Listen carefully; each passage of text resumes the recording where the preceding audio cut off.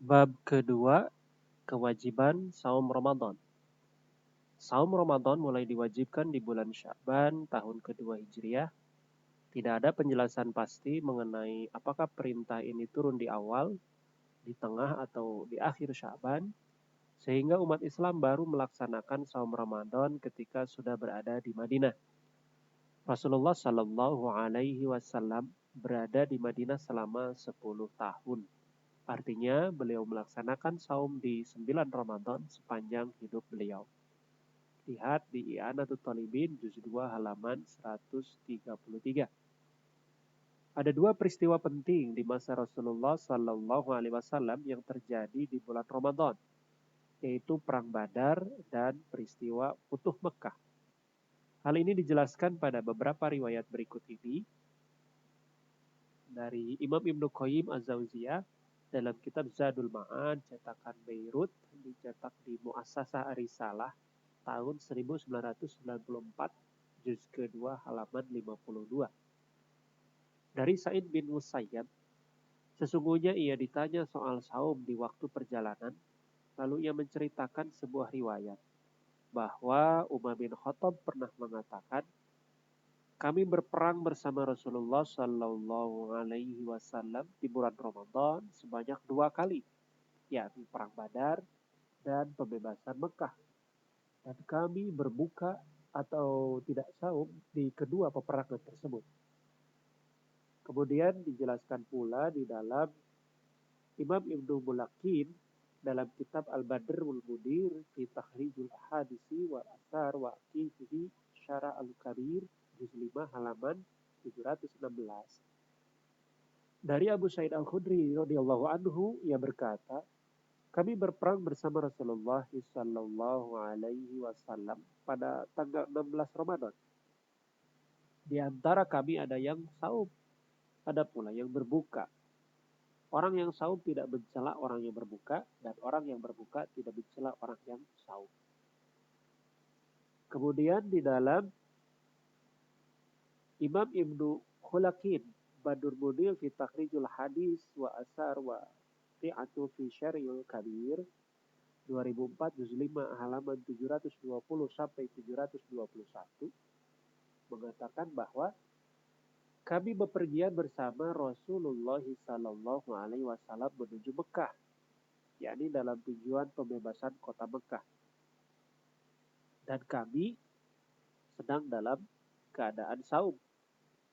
Kami singgah di sebuah tempat, maka Rasulullah Sallallahu Alaihi Wasallam bersabda, sesungguhnya kalian telah dekat dengan musuh dan berbuka lebih menguatkan kalian.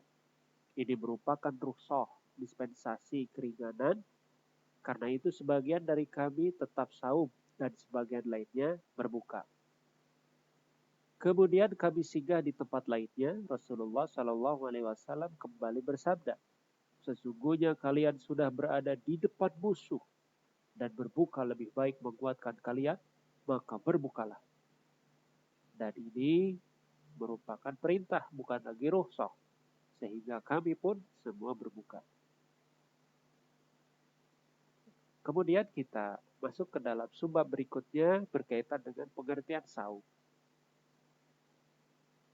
Saum secara bahasa berarti menahan diri atau al-imsak dari sesuatu. Hal ini masih bersifat umum, baik menahan diri dari makan dan minum atau berbicara. Sebagaimana Allah Ta'ala berfirman tentang ibunda Sayyidah Maryam radhiyallahu anha di dalam Quran surat Maryam ayat ke-26 yang artinya, sesungguhnya aku telah bernazar saum untuk Ar-Rahman yang Maha Pemurah. Yang dimaksud saum yang dilakukan oleh Maryam adalah menahan diri dari berbicara sebagaimana disebutkan dalam ayat lanjutannya. Maka aku tidak akan berbicara dengan seorang manusia pun pada hari ini. Quran surat Maryam ayat 26. Sedangkan secara istilah, saum dapat kita pahami yaitu menahan hal tertentu yang dilakukan oleh orang tertentu pada waktu tertentu dengan memenuhi syarat tertentu. Ini bisa dilihat di dalam Definisi Kifayatul Ahyar halaman 248. Kemudian dasar hukum dari pelaksanaan saum Ramadan, Allah Subhanahu wa taala berfirman di dalam Quran surat Al-Baqarah ayat 183. Ayat ini sudah termasyhur, diwajibkan secara khusus saum Ramadan ini di dalam Al-Quran surat Al-Baqarah ayat 185-nya. Syahrul Ramadan allazi unzila fihi al-Qur'an hudan lin-nasi wa bayyinatin minal huda wal furqan faman syahida minkum asy-syahra falyasum. Artinya, beberapa hari yang ditentukan itu ialah bulan Ramadan. Bulan yang di dalamnya diturunkan permulaan Al-Quran sebagai petunjuk bagi manusia dan penjelasan-penjelasan mengenai petunjuk itu dan pembeda antara yang hak dan yang batin. Karena itu barang siapa di antara kamu hadir di negeri tempat tinggalnya di bulan itu, maka hendaklah ia melaksanakan saum pada bulan tersebut. Dari hadis sahih dari Abdullah bin Umar, Nabi Shallallahu Alaihi Wasallam bersabda, Islam dibangun di atas 5 perkara. Yang pertama, bersaksi bahwasanya tidak ada sesembahan yang berhak disembah selain Allah dan Muhammad adalah utusan Allah. Yang kedua, mendirikan salat. Yang ketiga, menunaikan zakat. Yang keempat, haji. Dan yang kelima, saum Ramadan. Begitu pula yang mendukungnya adalah sabda Nabi Shallallahu Alaihi Wasallam pada seorang Arab Badui dari Thalhah bin Ubaidillah bahwa orang Arab Badui pernah mendatangi Rasulullah Shallallahu Alaihi Wasallam. Dia pun bertanya, yang artinya, kabarkanlah padaku mengenai puasa yang Allah wajibkan, mengenai ibadah saum yang Allah wajibkan. Rasulullah Shallallahu Alaihi Wasallam menjawab, yang diwajibkan dari saum adalah saum Ramadan.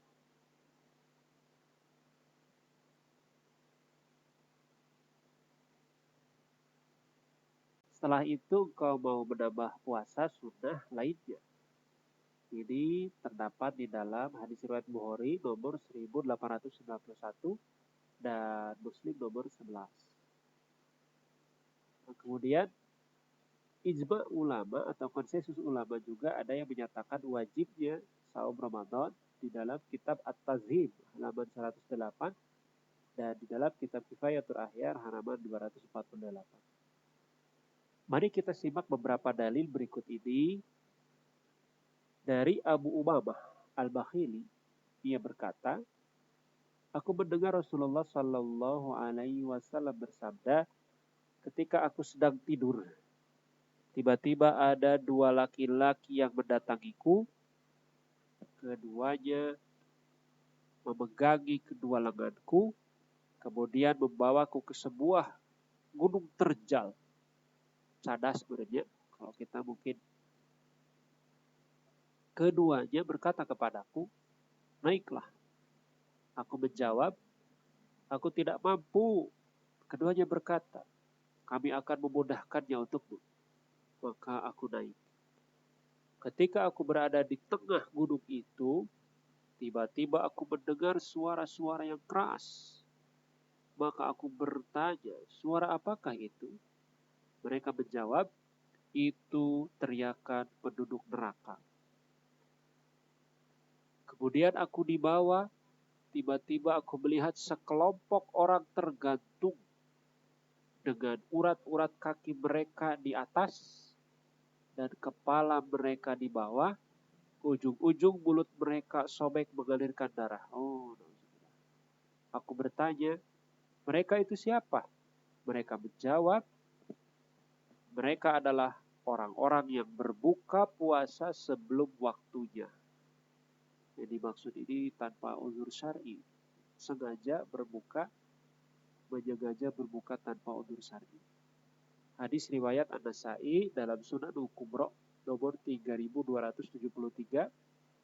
Ibnu Hibban, Ibnu Khuzaimah juga meriwayatkan, Al-Baihaqi jilid 4 halaman 216 di dalam kitab Hakim nomor 1568 atau Brodi dalam Mu'jamul Kabirnya disahihkan oleh Al-Hakim Az-Zahabi Al-Haythami, bisa dilihat di Jami'ul Ahkami Syiah. jilid 1 halaman ke-60.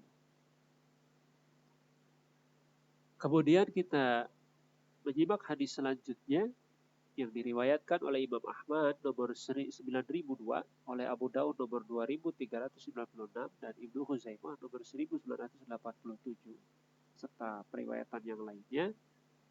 Sudah termasyhur, banyak kitab dan banyak para perawi yang meriwayatkannya. Dari Abu Hurairah radhiyallahu anhu, ia berkata, Rasulullah sallallahu alaihi wasallam bersabda, barang siapa berbuka sehari dari saum Ramadan bukan dengan alasan keringanan yang Allah berikan kepadanya, maka tidak akan diterima darinya walaupun ia mengganti dengan saum setahun lamanya. Diriwayatkan dari Abdullah bin Mas'ud radhiyallahu anhu bahwa ia berkata, barang siapa berbuka sehari dari saum di bulan Ramadan tanpa udzur syar'i atau mendapatkan keringanan, dia bertemu Allah walaupun ia berpuasa setahun semuanya. Jika Allah menghendaki, dia akan mengampuninya, dan jika Allah menghendaki untuk menyiksa, ia akan menyiksanya. Jadi pentingnya untuk tidak membatalkan saum Ramadan tanpa uzur syar'i. Diriwayatkan dari Ali bin Abi Thalib radhiyallahu anhu bahwa ia berkata, barang siapa berbuka sehari dari saum di bulan Ramadan dengan sengaja berpuasa atau saum menggantinya selama setahun penuh, tidak bisa tergantikan. Riwayat Ibnu Hazm dalam Muhalla jilid 6 halaman 184. Diriwayatkan dari Abu Hurairah radhiyallahu an bahwa ada seorang laki-laki berbuka di bulan Ramadan. Dia berkata, berpuasa setahun penuh tidak bisa menggantikannya. Riwayat Ibnu Hazm dalam Al-Muhalla jilid 6 184.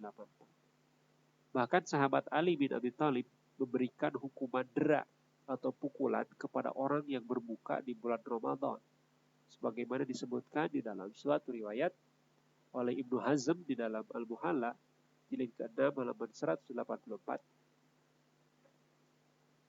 Dari Atha bin Abi Maryam, dari bapaknya, bahwa An-Najasyi dihadapkan kepada Ali bin Abi Thalib. Dia telah minum khamr di bulan Ramadan. Ali memukulnya 80 kali. Kemudian esoknya ia memukulnya lagi 20 kali. Jadi 100 dah. Ali berkata, kami memukulmu 20 kali karena kelancanganmu terhadap Allah dan karena engkau berbuka di bulan Ramadan. Zaman ayeuna wah, itu mah hare-hare jelema teh saum Ramadan gitu. Hikmatut tasyri. Hikmatut tasyri maksudnya adalah hikmah disyariatkannya saum. Tidak mungkin Allah Ta'ala memerintahkan sesuatu kecuali pasti terdapat banyak kebaikan di dalamnya. Abdullah bin Mas'ud radhiyallahu anhu berkata, apabila engkau mendengar Allah berfirman, wahai orang-orang yang beriman, maka pasanglah pendengaranmu baik-baik, karena padanya pasti terdapat kebaikan pada apa yang diperintahkan atau keburukan pada apa yang dilarang. Ilyatul Ulya jilid 1 halaman 130. Sampai segitunya Abdullah bin Mas'ud ketika menjelaskan Quran surat Al-Baqarah ayat 183, Ibnu Katsir rahimahullahu taala menjelaskan, Allah Ta'ala berfirman pada orang-orang yang beriman dari umat manusia dan memerintahkan mereka untuk melaksanakan saum, yaitu menahan diri dari makan, minum, serta bersenggama dengan niat yang ikhlas karena Allah Azza wa Jalla.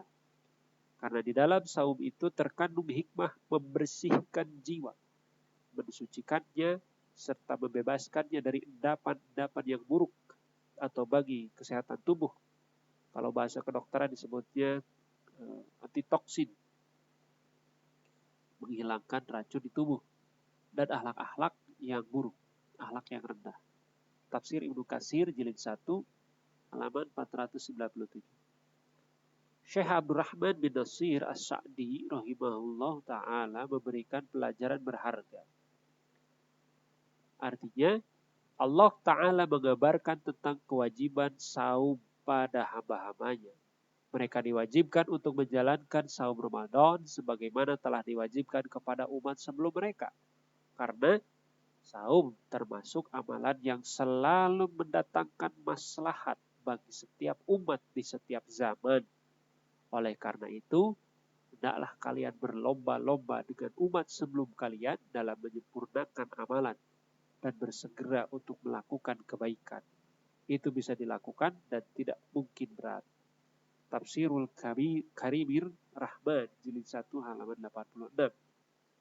Selanjutnya Syekh Abdurrahman bin Nasir As-Sa'di rahimahullah ta'ala juga menerangkan beberapa alasan ibadah saum jadi sebab utama menggapai takwa. Orang yang saum meninggalkan apa-apa yang diharamkan Allah berupa makan minum dan jima yang semisalnya. Padahal jiwa manusia memiliki kecenderungan pada semua itu.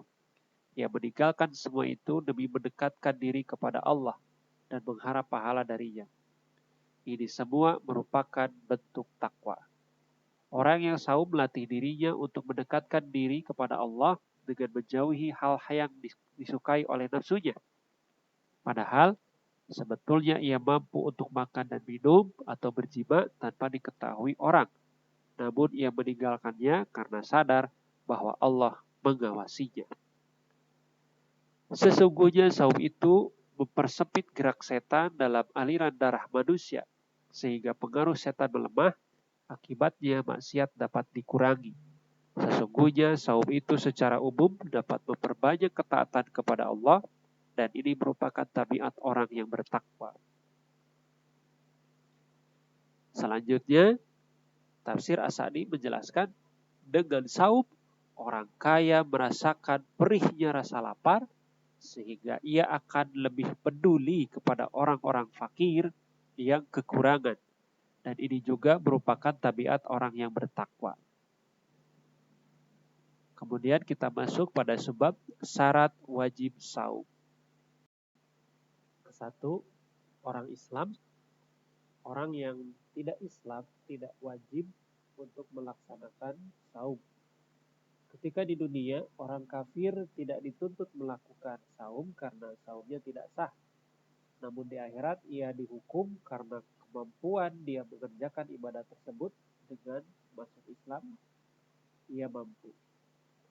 Ini dapat dilihat di Al-Iqna jilid 1 halaman 204 dan 404. Yang kedua, syarat wajib saum adalah baligh. Puasa tidak diwajibkan bagi anak kecil.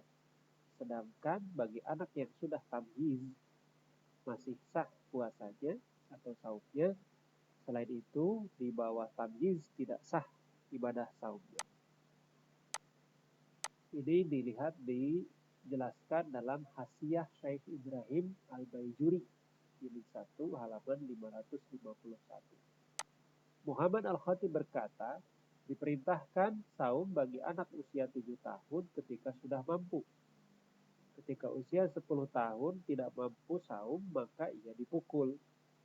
Ada beberapa tanda baligh yang terdapat pada anak laki-laki dan anak perempuan. A. Ihtilam. Keluarnya mani ketika sadar atau ketika tertidur. B. Tumbuhnya bulu kemaluan.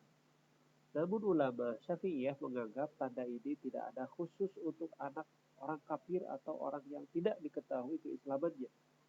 Bukan tanda pada muslim dan muslimah. Tanda yang khusus pada wanita yaitu datangnya haid dan hamil. Jika tanda-tanda di atas tidak didapati, maka dipakai patokan umur. Menurut ulama Syafi'iyah, patokan umur yang dikatakan baligh adalah 15 tahun. Yang dimaksud tamyiz adalah bisa mengenal baik dan buruk atau bisa mengenal mana yang manfaat dan madorot atau bahaya setelah diperkenalkan sebelumnya. Anak yang sudah tamyiz belum dikenai kewajiban syar'i seperti sholat, saum, atau ibadah haji. Akan tetapi jika ia melakukannya, ibadah tersebut sah. Bagi orang tua anak ini, ketika usia 7 tahun, ia perintahkan anaknya untuk sholat dan melaksanakan saum. Jika ia meninggalkan ketika usia 10 tahun, maka boleh ditindak dengan dipukul. Maka aturan tentang pemukulan usia 10 tahun kepada anak ini tidak serta-merta dilakukan. Harus diadakan dulu pelatihan di usia 7 tahun. Sehingga selama usia 7 tahun sampai 10 tahun, 3 tahun anak belajar membiasakan diri untuk sholat dan saum. Karena tidak serta-merta anak 10 tahun langsung dipukul tanpa dilatih terlebih dahulu. Syarat yang ketiga yaitu berakal. Orang yang gila, pingsan, dan tidak sadarkan diri karena mabuk, maka tidak wajib puasa, tidak wajib saum. Maksud pingsan di sini mungkin bisa jadi koma, tidak sadarkan diri, masuk rumah sakit ya koma. Atau mungkin mabuk sampai hilang ingatan, mabuk perjalanan.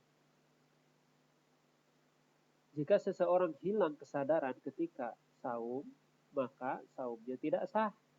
Namun jika hilang kesadaran lalu sadar di siang hari dan ia dapati waktu siang tersebut walau hanya sekejap saja, maka saumnya sah.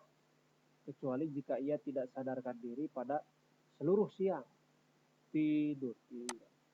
Maksudnya ini bukan tidur ya, tidak sadarkan itu koma. Mulai dari subuh hingga tenggelam matahari, maka saumnya tidak sah. Mengenai dalil syarat kedua dan ketiga yaitu balik dan berakal adalah hadis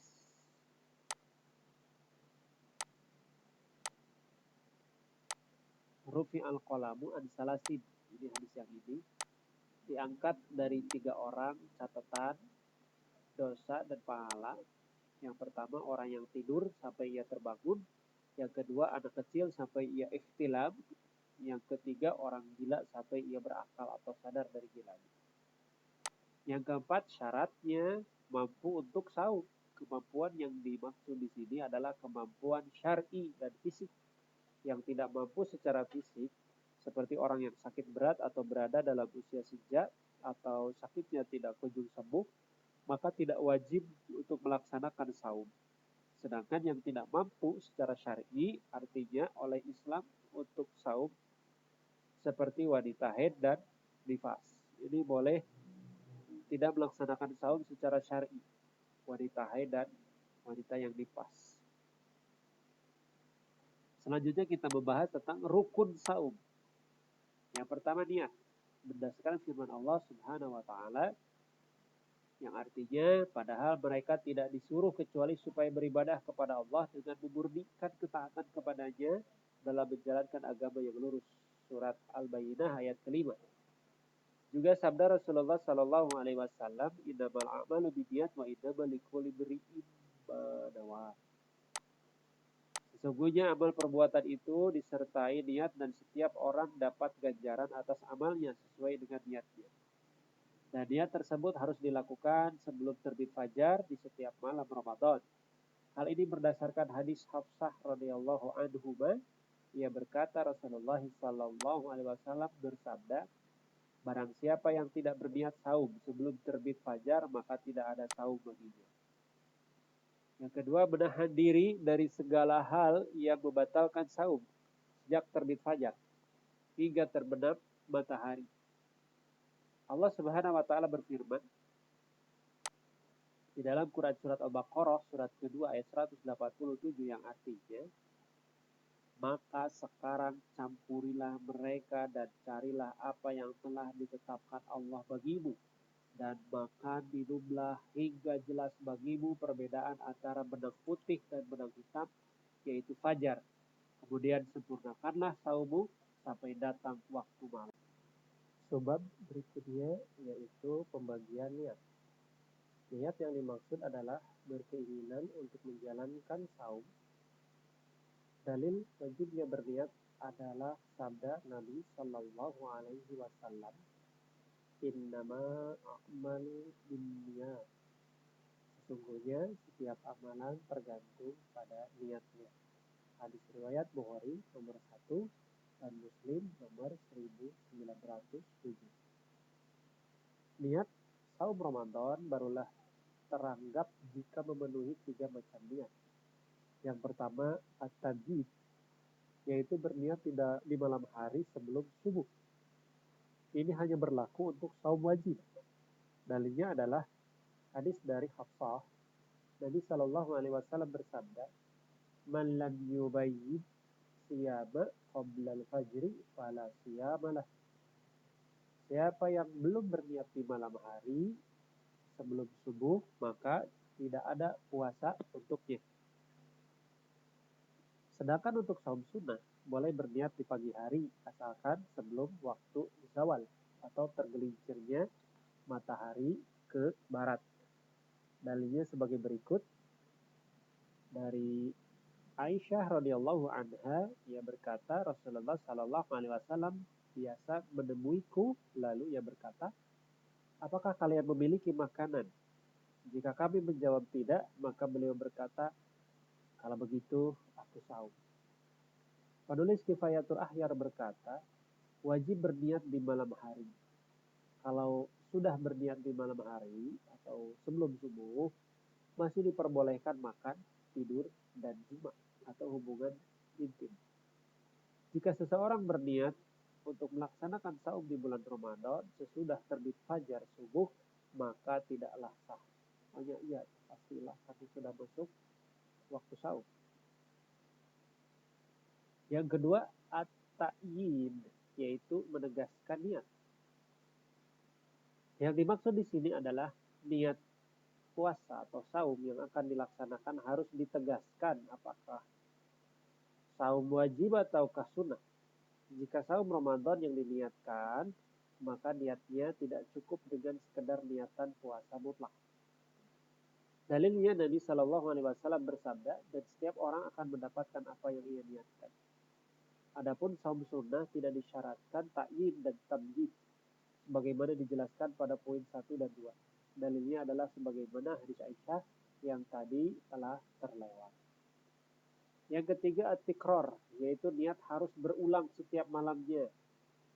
Niat mesti ada di setiap malamnya sebelum subuh untuk saum hari berikutnya. Jadi tidak cukup satu niat untuk seluruh hari dalam satu bulan. Karena setiap hari dalam bulan Ramadan adalah hari yang berdiri sendiri. Ibadah saum yang dilakukan adalah ibadah yang berulang. Sehingga perlu ada niat yang berbeda setiap harinya. Bagaimana jika seseorang lupa niat melaksanakan saum Ramadan, maka ada dua alternatif sebagai solusi. Pertama, Imam An-Nawawi rahimahullahu ta'ala menurutkan disunahkan bagi yang lupa niat di malam hari berniat saum Ramadan di pagi harinya. Karena yang demikian itu mencukupi menurut Imam Abu Hanifah. Maka diambil langkah kehati-hatian dalam berniat. Majmu' Syahrul Muhazzab 6 jilid 6 halaman 315. Imam Ibnu Hajar Al-Haytami rahimahullahu ta'ala juga mengatakan di dalam Majmu'ul Fiqhiyah Al-Kubra jilid keempat halaman 307, dalam kitab Majmu' disebutkan disunahkan bagi orang yang lupa berniat saum di bulan Ramadan untuk berniat pada pagi hari. Karena bagi Imam Abu Hanifah hal itu sudah mencukupi. Maka diambil langkah kehati-hatian dengan niat. Niat yang demikian itu mengikuti taklid Imam Abu Hanifah. Bila tidak diniati taklid, maka ia telah mencampurkan satu ibadah yang rusak dalam keyakinannya, dan hal itu haram hukumnya. Al-Fatwa Al-Fiqhiyatul Kubra jilid 4 halaman 307. Yang kedua, mengacu pada saran yang disampaikan oleh Imam Al-Qurtubi agar di awal Ramadan berniat saum selama sebulan penuh. Beliau berkata, disunahkan pada malam pertama bulan Ramadan untuk niat berpuasa sebulan penuh untuk mengambil memanfaatkan pendapat Imam Malik. Mohon maaf, untuk mengambil memanfaatkan pendapat Imam Malik pada suatu hari yang luput untuk berniat di dalamnya. Karena beliau menganggap niat tersebut mencukupi bila lupa niat pada malam-malam berikutnya di semua malam Ramadan. Hasyiah Al-Qurtubi, jilid 2 halaman 66. Sub judul niat cukup di dalam hati. Semua ulama sepakat bahwa tempat niat adalah hati. An-niyatu mahaluha fi qalb. Sedangkan melafazkan niat namanya talafud. Dan berkenaan dengan hukum talafud terdapat perbedaan di kalangan para ulama. Di antaranya Muhammad Ahisbi rahimahullahu ta'ala berkata, puasa tidaklah sah kecuali dengan niat karena ada hadis yang mengharuskan hal ini. Letak niat adalah di dalam hati dan tidak disyariatkan untuk dilafadzkan. Muhammad Al-Khatib rahimahullahu ta'ala berkata, sesungguhnya setiap amalan tergantung pada niat. Namun niat letaknya di hati. Niat tidak cukup di lisan, bahkan tidak disyaratkan melafadzkan niat. Sebagaimana telah ditegaskan dalam Ar-Rawdah, Kifayatul Ahyar dan Al-Iqna. Baik, sahabat sekalian, sekian pembahasan berkaitan dengan risalah Saum Ramadan pada bab kedua. Insyaallah kita akan melanjutkan pada bab selanjutnya di pertemuan yang akan datang. Mohon maaf apabila ada kekeliruan. Fattaqullaha mastata'tum billahi fi sabilil haq. Wassalamualaikum warahmatullahi wabarakatuh.